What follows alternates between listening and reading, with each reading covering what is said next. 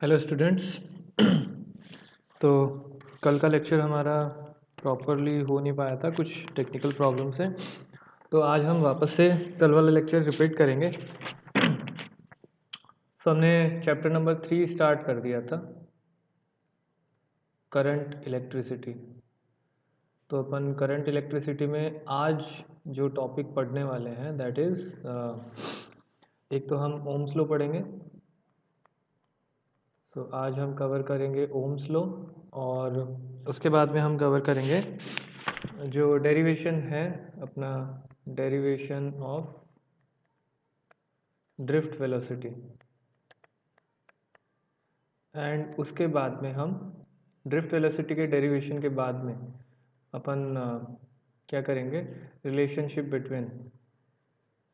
Relationship of Ohm's law.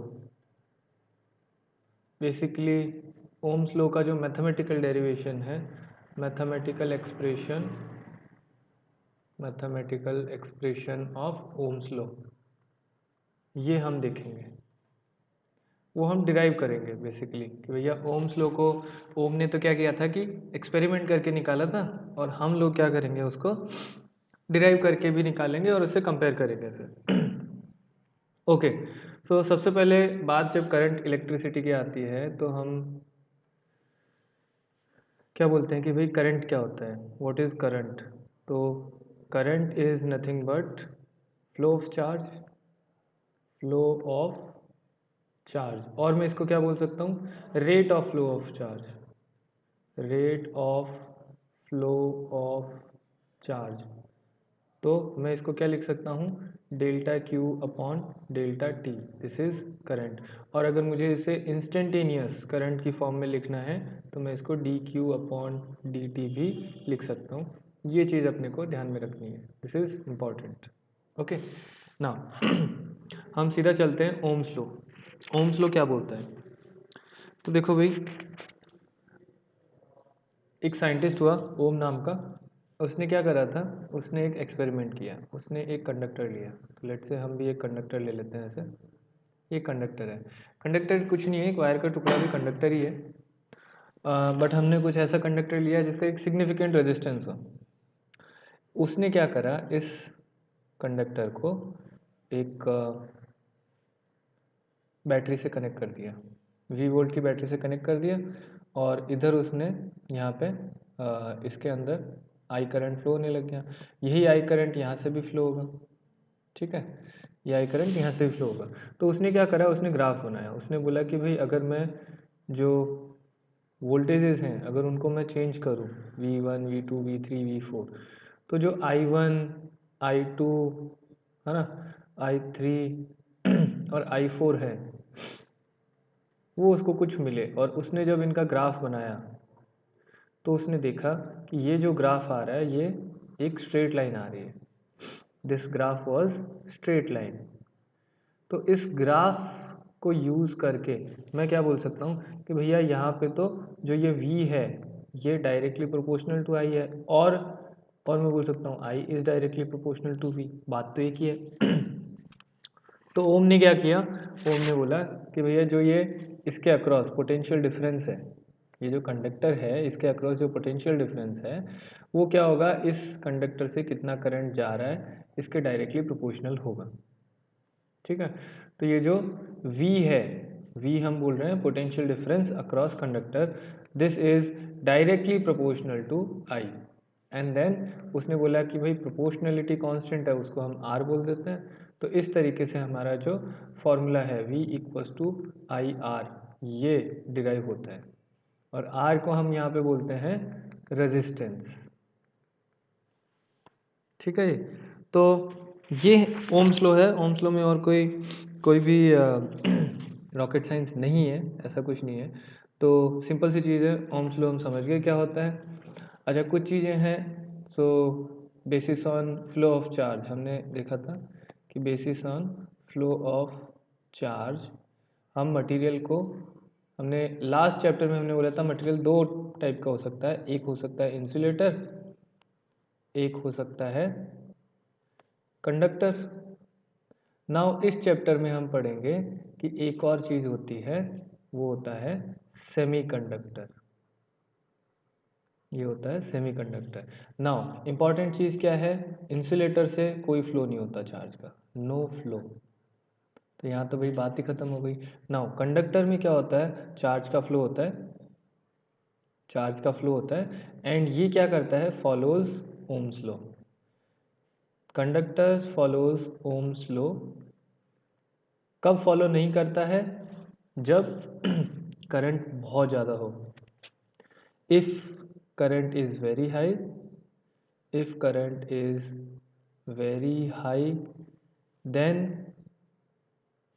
it won't follow ohms law। ये चीज़ भी अपने को ध्यान में रखनी है। नाउ सेमीकंडक्टर में क्या होता है, यस फ्लो तो होता है, लेकिन it do not follow Ohm's law. तो भैया ये जो है, ये ओम्स लॉ को फॉलो नहीं करता है। कैसे नहीं करता है, इसका आगे अपन ग्राफ भी देखेंगे, और क्यों नहीं करता है ये भी हम देखेंगे थोड़ी देर में। एक बार हम जैसे ही ड्रिफ्ट वेलोसिटी का डेरिवेशन कर लेंगे, तो उसके बाद हम देखेंगे कि भैया ये चीज़ जो है ओम्स लॉ को फॉलो क्यों नहीं करती है। तो देखिए सबसे पहले अपन ड्रिफ्ट वेलोसिटी का डेरिवेशन कर लेते हैं ना। सो डेरिवेशन ऑफ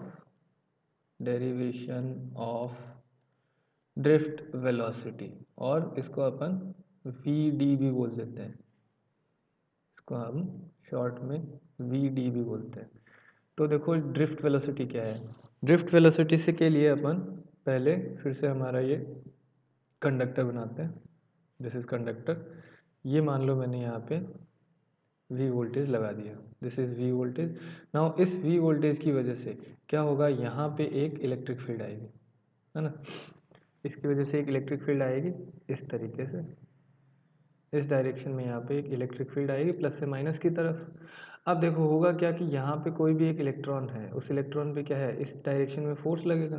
तो अगर मैं इस इलेक्ट्रॉन को यहाँ पे बनाऊँ, है ना, तो इस पे फोर्स कितना लग रहा होगा, F इक्वल्स टू कितना लग रहा होगा, Q इंटू ई।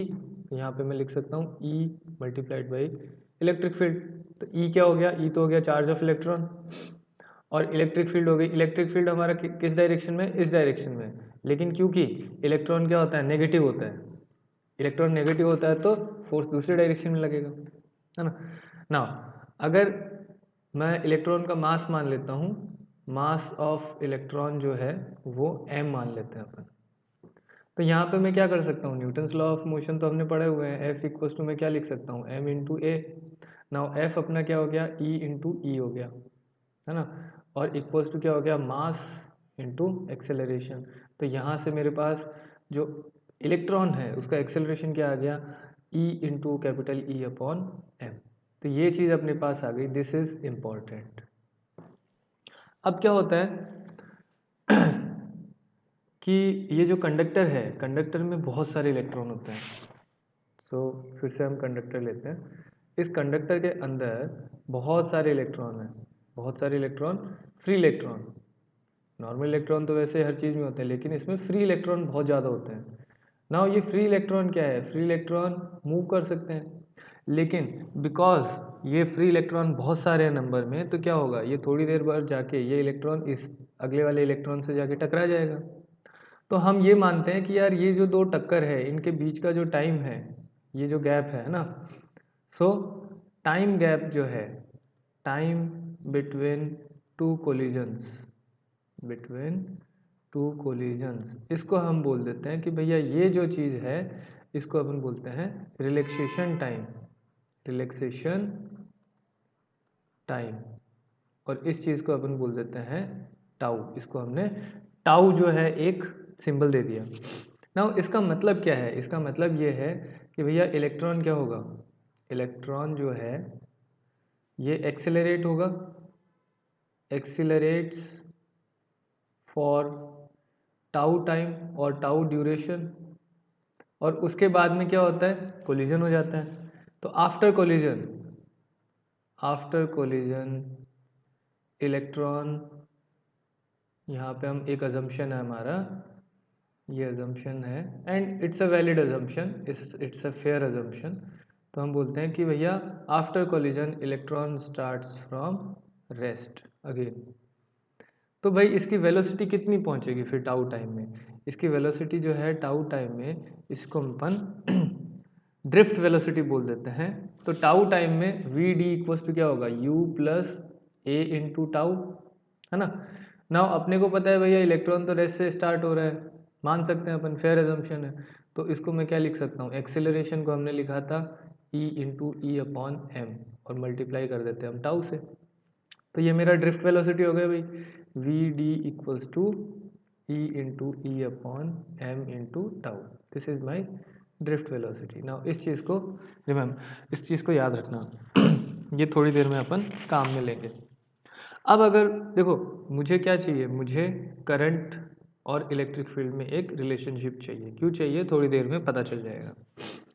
तो अगेन वही अपन तो ये ले लेते हैं कंडक्टर। नाउ हमने बोला था कि यहाँ पे फ्री इलेक्ट्रॉन्स हैं, तो फ्री इलेक्ट्रॉन्स को मैं मान लेता हूँ कि भैया n जो है, एक n नंबर में मान लेता हूँ, this is number of free electrons, है ना, number of free electrons per unit volume. ये per unit volume number of free electrons है, ठीक है जी। तो इसका मतलब क्या हो गया, अगर मैं इसको वॉल्यूम से मल्टीप्लाई कर दूं तो मेरे पास नंबर ऑफ फ्री इलेक्ट्रॉन्स आ जाएंगे टोटल। तो यहाँ पे मैं लिख सकता हूँ कि भाई total number of free electron, total number of total number of free electrons, ये जो चीज़ है इसको मैं क्या लिख सकता हूँ, n इंटू ये जो है, इसको मैं ये एरिया ले सकता हूँ, this is cross sectional area, है ना। इसको मैंने a मान लिया अभी के लिए, तो इसको मैं एरिया से मल्टीप्लाई कर दूँ। नाउ इसके बाद में मैं क्या कर सकता हूँ, ये भाई जो डिस्टेंस है उसको मैं क्या बोल सकता हूँ कि मान लो टाउ टाइम में कितना डिस्टेंस कवर करेगा, टाउ टाइम में मान लो ये वाला डिस्टेंस कवर कर रहा है ना। तो मेरे को इस जगह का वॉल्यूम चाहिए कि भैया टाउ टाइम में इतना करंट फ्लो हुआ होगा। तो इस डिस्टेंस को मैं क्या लिख सकता हूँ, इस डिस्टेंस को मैं वी डी इंटू लेट से टाउ की जगह अपन डेल्टा टी टाइम ले लेते हैं कुछ। तो ऑन एन एवरेज मैं मान सकता हूँ कि इलेक्ट्रॉन ड्रिफ्ट वेलोसिटी से चल रहा होगा, है ना।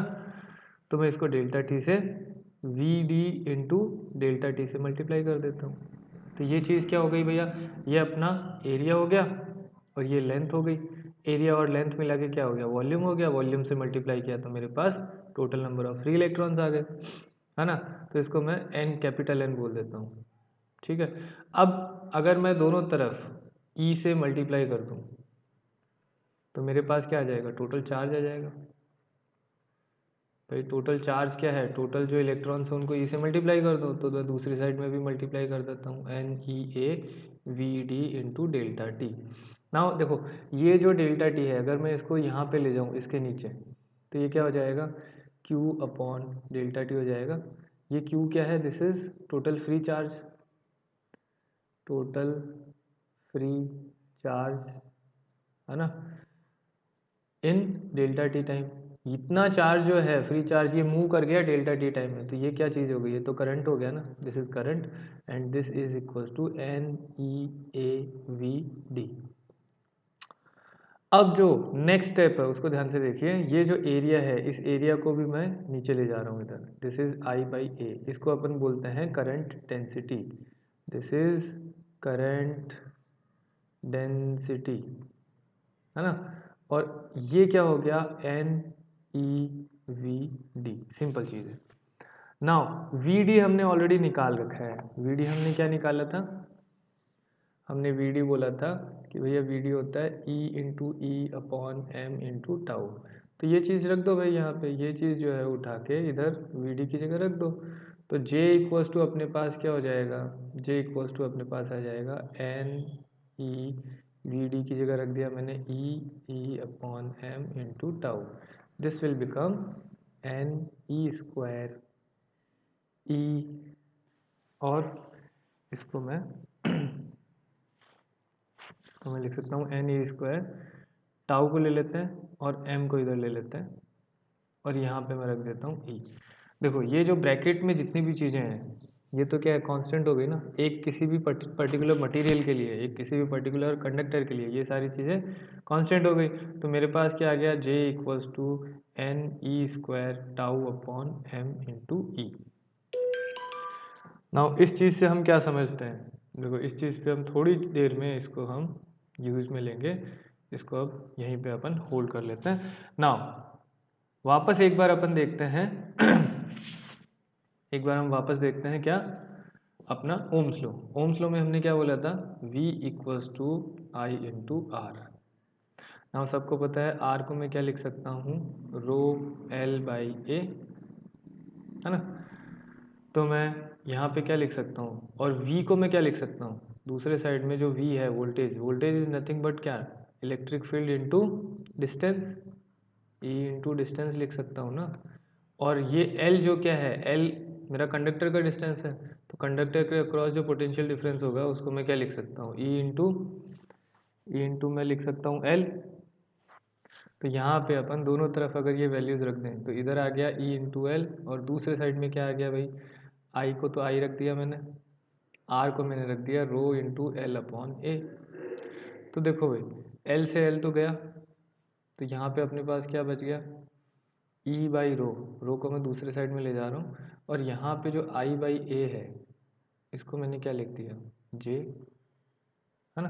तो J इक्वल्स टू क्या हो गया यहाँ पे, E अपॉन रो, और 1/रो को मैं क्या लिख सकता हूँ, सिग्मा इंटू ई। तो देखो रो क्या होता है, रो इज योर रेजिस्टिविटी, हाँ, और सिग्मा क्या होता है, 1/रो, सिग्मा इक्वल्स टू 1/रो, that is nothing but conductivity. मतलब सिग्मा ज़्यादा होगा तो अच्छा कंडक्टर होगा, है ना, और सिग्मा अगर ज़्यादा होगा तो तुम्हारा रेजिस्टिविटी कम होगा, है ना। नाउ ये जो एक्सप्रेशन है, और थोड़ी देर पहले हमने क्या एक्सप्रेशन निकाला था, थोड़ी देर पहले हमने ये वाला एक्सप्रेशन निकाला था, इनको मैं क्या है बराबर कर सकता हूँ। तो मैं बोल सकता हूँ sigma E equals to N E square tau upon M into E. Okay, now यहाँ अगेन ध्यान से देखिए, ये ई और ये ई है, तो ये तो बराबर हो गए, तो सिग्मा इक्वल्स टू मैं क्या लिख सकता हूँ, एन ई स्क्वायर टाउ अपॉन एम। ये इंपॉर्टेंट एक्सप्रेशन आ गया हमसे। अब हम इससे कंडक्टर और सेमीकंडक्टर दोनों को एक्सप्लेन कर सकते हैं। कैसे, देखो कंडक्टर के लिए अगर मैं बात करूं तो कंडक्टर में क्या होता है, जैसे जैसे टेम्परेचर बढ़ेगा, दिस इज टेम्परेचर T जैसे जैसे बढ़ेगा, है ना, वैसे वैसे क्या होगा, टाउ जो है वो क्या होगा, डिक्रीज होगा। टाउ सॉरी, हाँ टाउ डिक्रीज होगा। Tau is what, tau is time between two collisions. अगर वो डिक्रीज हो रहा है इसका मतलब क्या हो गया, अपना ड्रिफ्ट वेलोसिटी जो है वो डिक्रीज हो जाएगा, है ना। या फिर यहाँ से मैं सीधा सीधा बोल सकता हूँ इस एक्सप्रेशन से, इधर से टाउ को डिक्रीज करो, बाकी सारी चीज़ें कांस्टेंट है, टाउ को आप डिक्रीज करो, और इसका मतलब क्या है, सिग्मा डिक्रीज हो गया। सिग्मा डिक्रीज हो गया मतलब कंडक्टिविटी जो है वो डिक्रीज हो रहा है, कंडक्टिविटी डिक्रीज हो रहा है ना। कंडक्टिविटी डिक्रीज हो रहा है मतलब क्या हो गया, रेजिस्टिविटी जो है, रेजिस्टिविटी वो इंक्रीज हो गया। रेजिस्टिविटी इंक्रीज होने का मतलब क्या है, आर इंक्रीज हो गया। तो भैया बात समझ में आई, for conductors if temperature increases this implies resistance is also increases। इसीलिए अपन बोलते हैं भैया कंडक्टर्स के लिए टेम्परेचर बढ़ाओ और उनका रेजिस्टेंस इंक्रीज होगा। आई बात समझ में। नाउ अगर मैं सेमीकंडक्टर्स के लिए बात करूं, फॉर सेमीकंडक्टर्स, तो भाई किसी ने बोला कि यार सेमीकंडक्टर्स को कैसे एक्सप्लेन करोगे, सेमीकंडक्टर्स में तो उल्टा होता है। तो जी उसको भी एक्सप्लेन कर सकते हैं। सेमीकंडक्टर्स में क्या होता है, जैसे जैसे टेम्परेचर बढ़ता है तो भैया टाउ तो डिक्रीज होता है तो होता है, लेकिन जो डोमिनेटिंग फैक्टर वहाँ पे हो जाता है फ्री इलेक्ट्रॉन्स। वहाँ पे फ्री इलेक्ट्रॉन्स जो है, नंबर ऑफ फ्री इलेक्ट्रॉन्स वो कांस्टेंट नहीं रहते, और वो इंक्रीज होना चालू हो जाते हैं। अगर नंबर ऑफ फ्री इलेक्ट्रॉन्स बढ़ेंगे मतलब n बढ़ गया, और n बढ़ेगा इसका मतलब क्या है, सिग्मा बढ़ गया। सिग्मा बढ़ गया मतलब क्या हो गया, कंडक्टिविटी बढ़ गई, कंडक्टिविटी बढ़ गई, इसका मतलब क्या हुआ, तुम्हारा रेजिस्टेंस जो है वो कम हो गया, और रेजिस्टेंस कम होते ही ये आ गया, एक्सप्लेन हो गया अपना। तो फॉर सेमीकंडक्टर्स क्या हो गया, टेम्परेचर अगर इंक्रीज करेंगे तो रेजिस्टेंस कम होगा, और रेजिस्टेंस कम होगा तो भैया सेम पोटेंशियल पे अगर मैं बात करूं, अगर सेम पोटेंशियल की बात करें तो अगर रेजिस्टेंस कम होगा तो करंट को क्या है, इस चीज़ को करंट को बढ़ना पड़ेगा। तो as temperature increases on same voltage, if we keep voltage same, तो जो सेमीकंडक्टर है उसका रेजिस्टेंस कम होगा और उसका करंट जो है वो इंक्रीज होता जाएगा। नाउ लगे हाथ हम दो चीज़ें और देख लेते हैं, लिमिटेशंस ऑफ ओम्स लॉ, है ना, limitations of Ohm's law already हमने डिस्कस करी थी कि अगर करंट, फर्स्ट चीज़ क्या है भाई कंडक्टर के केस में, है ना करंट बहुत ही ज़्यादा हो जाए, कंडक्टर्स के केस के लिए एप्लीकेबल है आई इज़ वेरी हाई, आई अगर बहुत ज़्यादा हाई हो गया तो अपना जो ओम्स लॉ है वो एप्लीकेबल नहीं होता। तो जो ग्राफ हमने खींचा था, लेट से मैंने ये आई इधर रख दिया और वी इधर रख दिया, कोई फ़र्क नहीं पड़ता, किसी भी एक्सिस पे रख सकते हो। तो v equals to I R है ना, तो ऐसे एक लाइन आनी चाहिए थी, स्ट्रेट लाइन आनी चाहिए थी, लेकिन क्या होता है कि ये यहाँ तक तो स्ट्रेट लाइन चलता है, बट आई जैसे ही बहुत ज़्यादा होने लग जाता है तो स्ट्रेट लाइन ऐसे ऊपर की तरफ चल जाने लग जाती है, मतलब जो थोड़ा सा भी करंट अगर चेंज किया तो उसमें फिर वोल्टेज बहुत ज़्यादा चेंज होने लग जाता है, and this happens at very high current, बहुत ज़्यादा हाई करंट में ऐसा होने लग जाता है। ओके, दूसरी जो दो एग्जांपल हैं जहाँ पे ओम्स लॉ फॉलो नहीं होता, वो दोनों सेमीकंडक्टर्स के हैं। तो पहला वाला क्या है, पहला वाला तुम्हारा डायोड का है, सेमीकंडक्टर से ही डायोड बनता है। तो उसमें क्या होता है कि करंट का और ग्राफ जो है थोड़ा, यहाँ पे वोल्टेज है और यहाँ पे करंट है, तो करंट का ग्राफ कुछ इस तरीके से आता है उसमें ऐसे, है ना। तो ये जो ग्राफ है इसमें क्या हो रहा है कि भाई आपका जो वोल्टेज है ना, वो वेरिएशन ऑफ जो वोल्टेज एंड करंट है, variation of I and V is not linear, I and V is not linear, है ना, ये इसमें दिक्कत आ जाती है। फिर उसके बाद क्या है, फिर इसके बाद एक और एग्जांपल है ये होता है कि ग्राफ कुछ अलग सा आ जाता है, इसमें वोल्टेज है अपने पास, करंट है हमारे पास, और ये जो ग्राफ आता है कुछ इस तरीके से आ जाता है, इस तरीके से कुछ आ जाता है।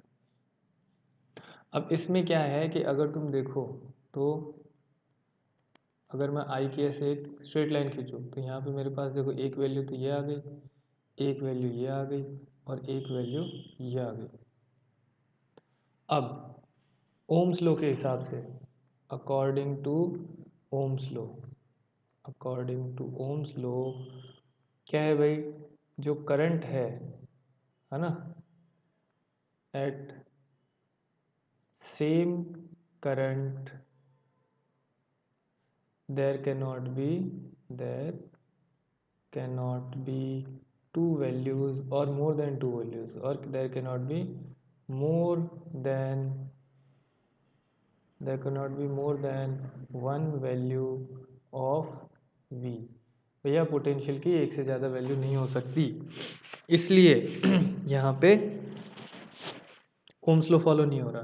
तो ये जो मटेरियल फॉलो करता है, ये जो Ga गैलियम एंड आर्सेनिक का जो मिक्स करके जो मटेरियल बनाया जाता है, ये मटेरियल इस तरीके की प्रॉपर्टी शो करता है।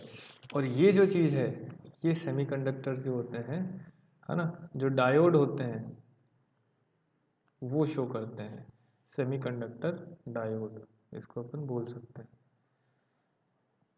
तो भाई आज का लेक्चर अपन यहीं ख़त्म करते हैं। कल के लेक्चर में अपन एक तो रेजिस्टेंस के बारे में बात करेंगे कि रेजिस्टेंस का अगर अपन कलर कोडिंग है वो कैसे कर सकते हैं, एंड फिर उसके बाद में रेजिस्टेंस का सीरीज़ पैरेलल भी देखेंगे, हालांकि ये एग्ज़ाम में नहीं आएगा तो इस पे ज़्यादा फोकस नहीं करना है। जो एग्ज़ाम में आने वाली चीज़ है एंड जो कि इम्पॉर्टेंट है वो है सेल्स का सीरीज़ पैरेलल कॉम्बिनेशन, कैसे इक्विवेलेंट तुम सेल और उनका सेल का इंटरनल रेजिस्टेंस निकाल सकते हो। और उसके बाद में अपन देखेंगे भाई जो पोटेंशियोमीटर है मेन, पोटेंशियोमीटर को कैसे यूज़ करना है और उसके क्वेश्चंस कैसे सॉल्व करने हैं।